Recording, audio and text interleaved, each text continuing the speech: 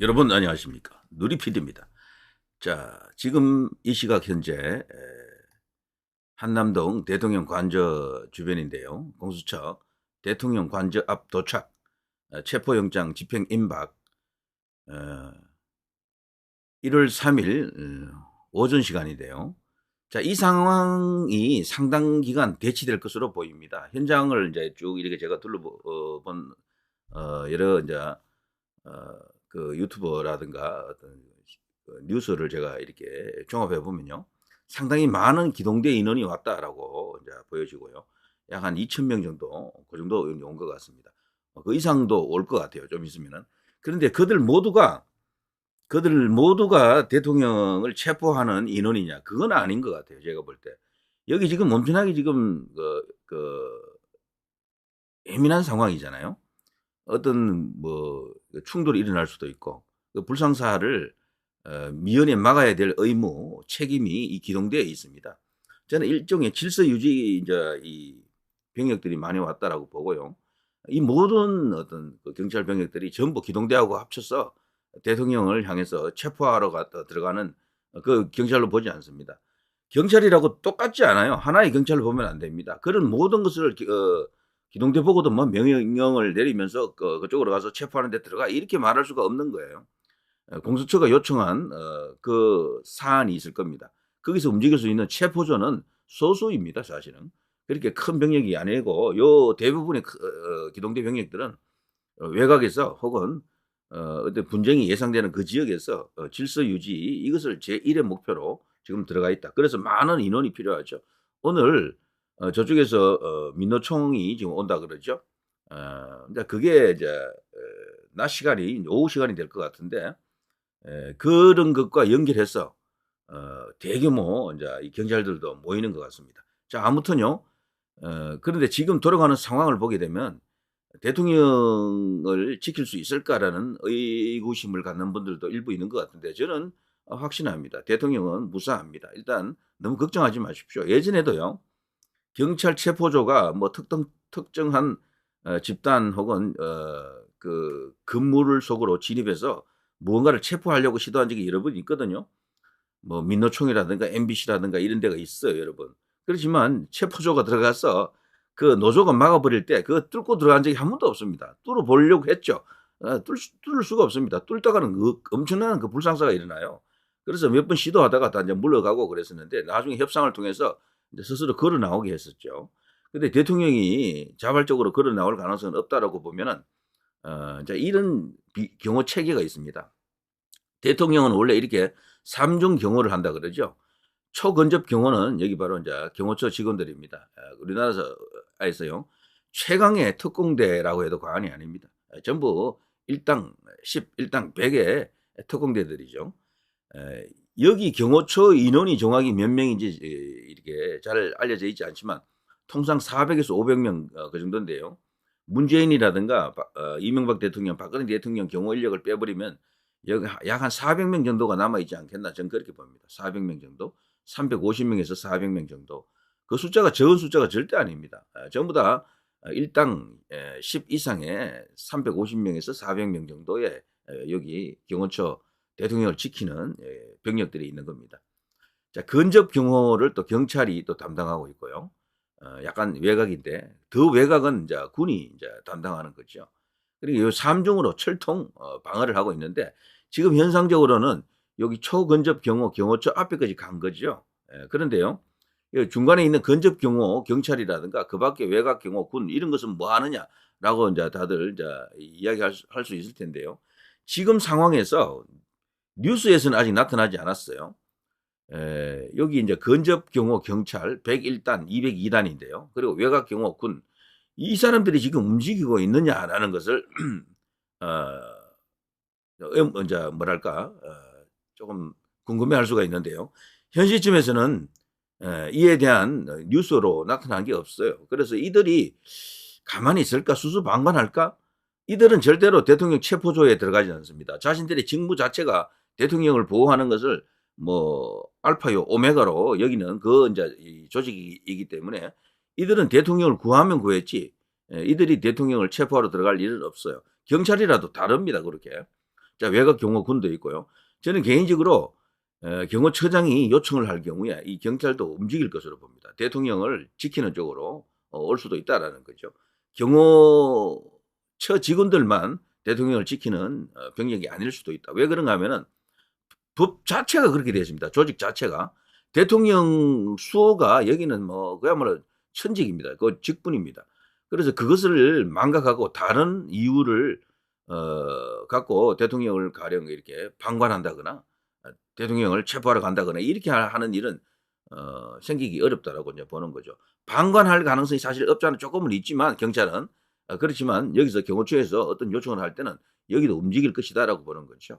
1차적으로 여기 경호처 실장이 여기에 이들에 대한 어떤 협조를 보낼 경우에 저는 개인적으로 움직여 주지 않겠나 이런 생각도 좀 해보죠. 그리고 군은요. 33 군사경찰대 55 경비단 뭐 등등이 있는데 이거는 뭐 진짜 막강한 전력이죠.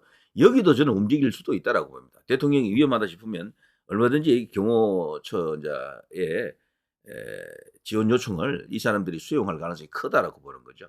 지금 공수처가 이들에게까지도 뭔가 영향력을 행사한다라는 것은 불가능합니다. 그 판사 따위 영장 하나 갖고 모든 걸 다 할 수 있는 게 아니에요. 이들은요. 이 내부에서도 다들 여러 가지 대책 회의를 가졌을 겁니다. 지금 영장 집행 자체가 불법이다라고 결론을 내렸을 가능성이 큰데 그렇다면 나중에 얼마든지 유사시에 대통령에게 이 지원 부대가 될 수가 있는 거죠. 그래서 이런 것이 있기 때문에 다른 그 어떤 뭐 기관이나 조직 거기 내부에 있는 어떤 인물을 체포하기 위해서 움직였을 때 부딪히는 저항보다도 대통령실은 훨씬 더 거대한 힘이 있는 거고요. 특히나 이쪽 지역은요 합참이 있고 뭐 등등 군사적인 어떤 그런 시설이 그 조직이 기관이 밀집해 있잖아요.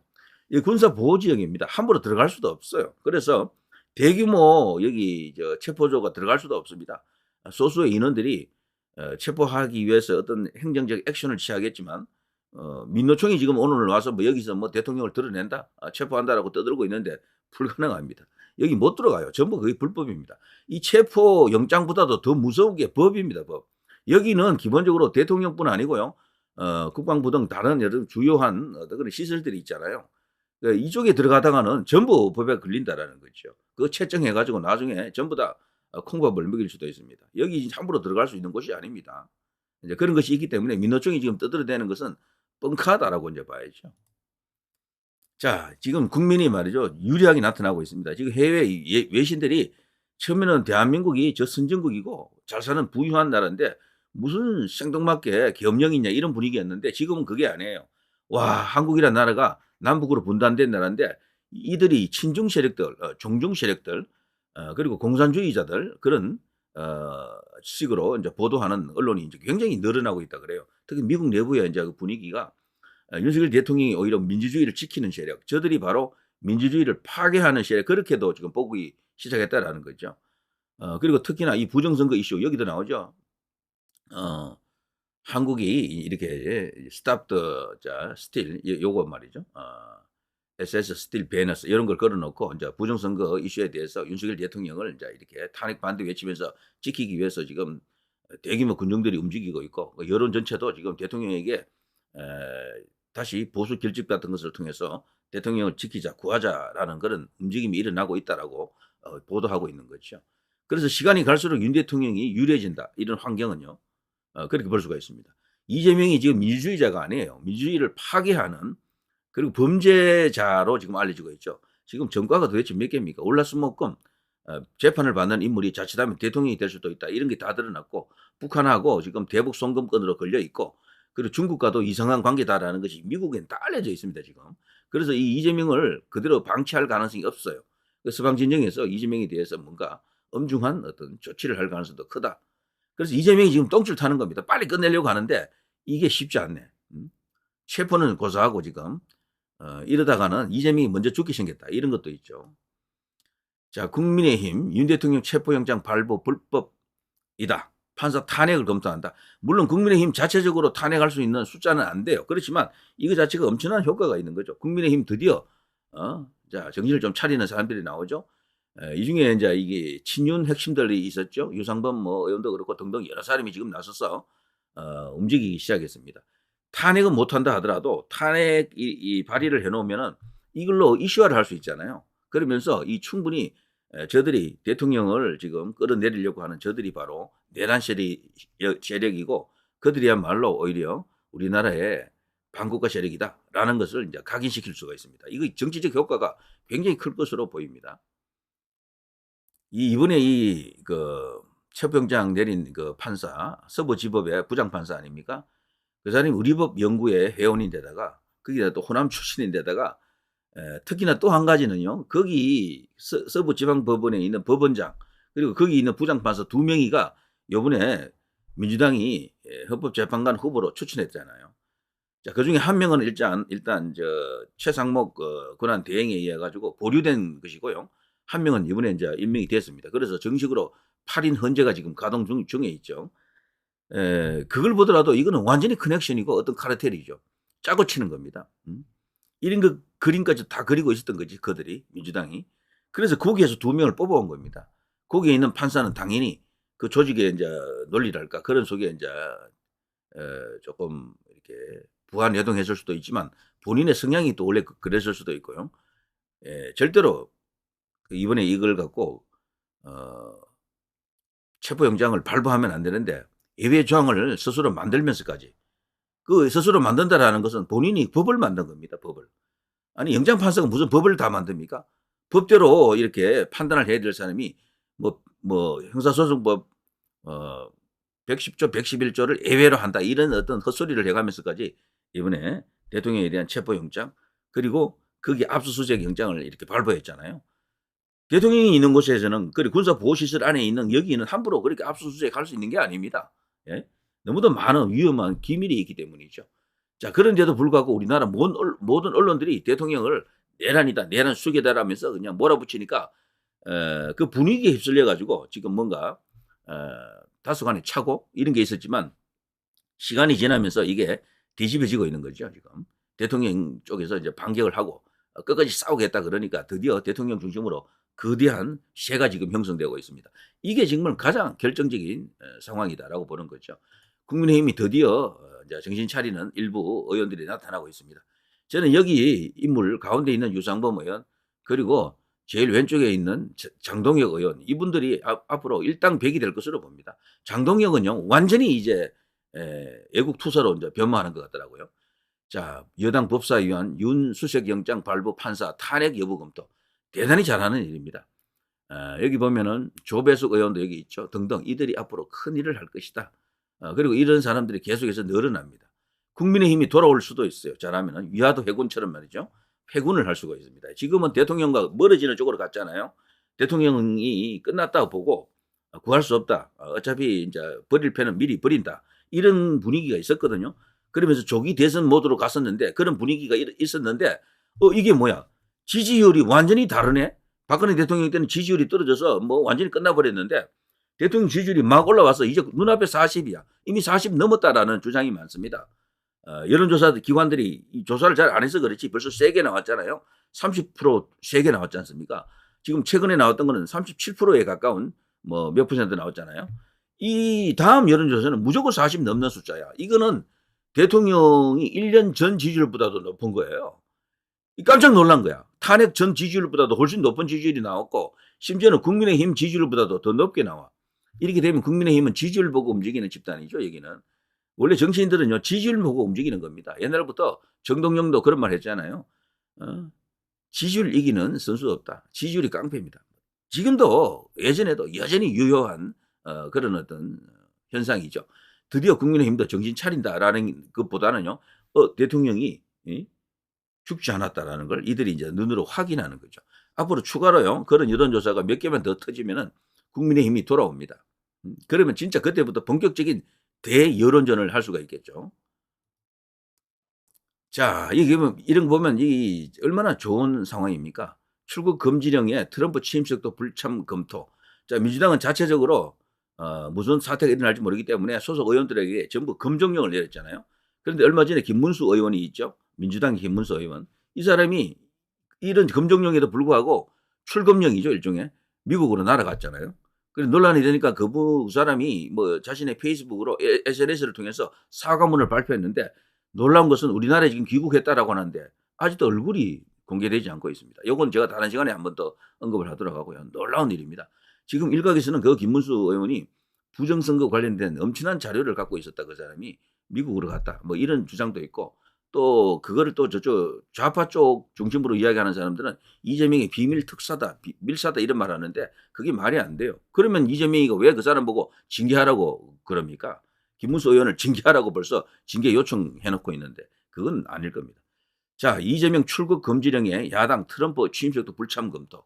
자, 이들은요, 트럼프가 되는 걸 악몽으로 생각합니다. 1월 20일이 이제 트럼프 취임식 아닙니까? 그래서 취임식 있기 전에 뭔가를 끝내려고 하는 그런 움직임도 있어요, 이들은. 이재명 입장에서는 우리나라 최고 이제 맹방이죠, 우방. 우리나라 이제 정치, 경제, 사회, 문화 모든 면에서 가장 중요한 나라의 대통령 취임식인데도 불구하고 자신들이 국회를 지배하고 있는 제1당이면서도 미국을 가지 못하는 그런 어떤 사정이 있는 겁니다. 이것 또한요, 윤석열 대통령에게는 굉장히 호재입니다. 트럼프가 움직인다라는 이 어떤 신호가 되는 겁니다. 민주당하고 지금 미국의 트럼프하고는 완전히 입장이 서로 맞지 않다라는 이야기죠. 자, 이렇다면 트럼프가 모르겠습니까? 부정선거에 대해서. 자, 지금 똥줄 타는 것은 지금 야당입니다. 시간을 끌기만 하면은 조금 제일 좋은 건 4월까지 끌어버리면 제일 좋습니다. 4월 한 중순 뭐 그까지 이제 끌어버리면 2명이 또 이제 바뀌게 되는데 헌법재판관 새로 바뀌는 2명은 대통령이 임명할 수 있는 권한이 생기는 거죠. 그때 되면은 뭐 여러 가지 좋은 어떤 환경이 더 좋은 환경이 만들어질 것 같습니다. 자, 언론들 방송들이 탄핵 찬성 측은 시민이고 탄핵 저지 시위 측은 보수단체 회원이라 말하는데 언론들 방송들이 이제 이런 개 같은 짓을 언제부터 계속 해왔잖아요. 자, 이것 자체가 조작 날조 방송이죠. 탄핵 찬성 측에 중국인들과 민노총 세력, 간첩 세력이 대거 가담해 있고 탄핵 저지, 탄핵 반대 시위야말로 이거야말로 시민들 순수 국민들의 이 모임 집회 그런 거죠. 여기 누가 보수단체입니까? 거기 사실 보수단체로 보이는 정광훈 목사가 주도해서 그렇지 뭐 사실 대부분 열의 9은 전부 거기 단체하고 관계 없잖아요, 사람들. 전부 소수, 각자 알아서 자발적으로 가는 어떤 그런 사람들 아닙니까?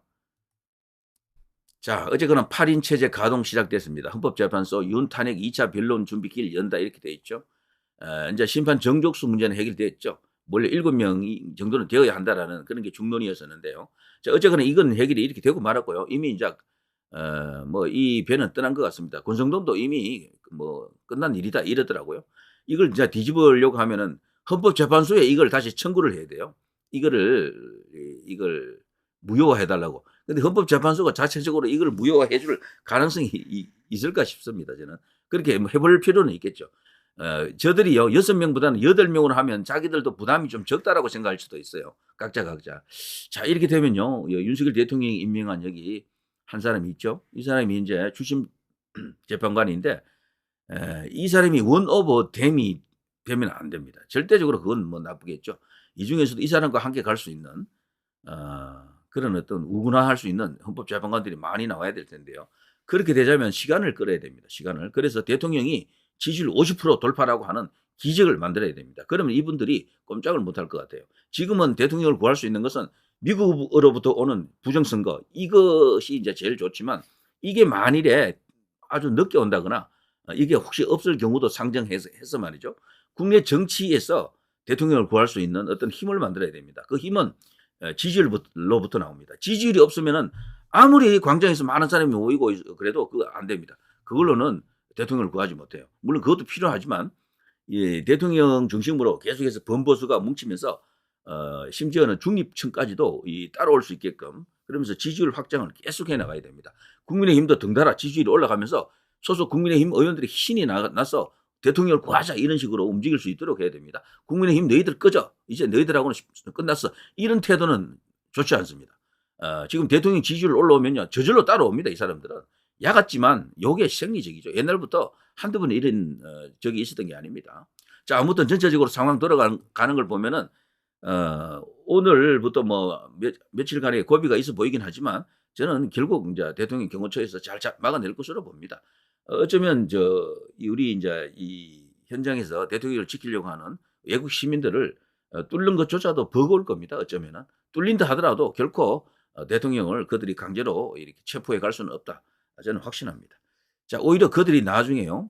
범법자가 되어서 그들이 오히려 내란 동조 세력이 되면서요. 사법 처리될 가능성도 크다. 그렇게 보는 거죠. 지금 솔직히 보시면 알겠습니다만 누가 반국가 세력이고 누가 내란 세력입니까? 지금 뒤집어져 있어요. 언론이 거기에 편성해서 거대한 왜곡을 날조 조작을 지금 시도하고 있는 것이다. 시민대 보수 단체라니요. 오히려 그 반대 아닙니까? 저들이야말로 조직 동원입니다. 전부 종북 단체 혹은 친중 단체 이렇게 불러야 되고요. 이쪽은 진짜 시민이고 진짜 국민이죠. 자, 누리 PD 김준이었습니다.